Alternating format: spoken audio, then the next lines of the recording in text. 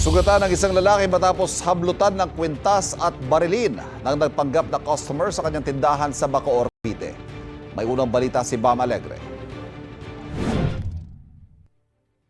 Sa CCTV footage na ito, isang rider na naka-helmet at nakapula ang bumibili ng tubig sa isang sari-sari store sa Barangay Molino 3 sa Bacoor, Cavite. Nang iaabot na sa kanya ang binili, biglang hinablot ng rider ang kwintas ng tindero.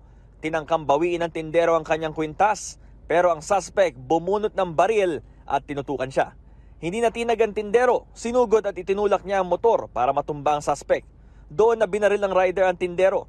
Dumating ang dalawa pang kasama ng biktima, pero nakatakas na ang suspect.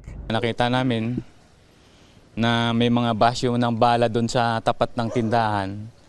Yun nga daw, hinablot ang kwintas nung lalaki.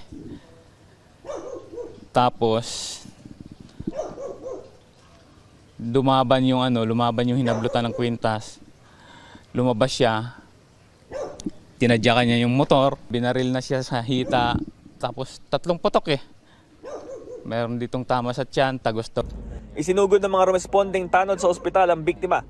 Sa huli nilang impormasyon mula sa kamag-anak ng biktima, stable na ang kanyang lagay. Ito yung mismong pinangyarihan ng krimen at ito yung iskinita kung saan umeskapo yung suspect matapos yung insidente.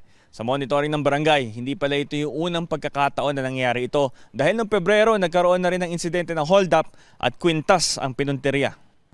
Napuna ng mga taga-homeowners association na pareho ang helmet ng rider na suspect sa pang-hold up noong Pebrero sa suspect sa pangahablot ng kwintas kahapon. Naka-helmet siya eh. Pero suspetsa po namin kasi pangalawa na tong nangyaring ganito ang sitwasyon eh, na may hinold up kwintas din yung kinuha.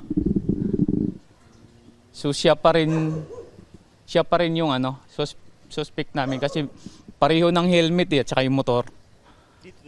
Dito din. Kabilang street naman sa Aqua. Same time. Mga February. Nagsasagawa ng investigasyon ng pulisya ng Bacoor, Cavite. Tumanggi muna sila magbigay ng anumang detalye. Hindi rin muna nagbigay ng pahayag ang kaanak ng biktima. Ito ang unang balita sa Bacoor, Cavite. Bam Alegre para sa GMA News.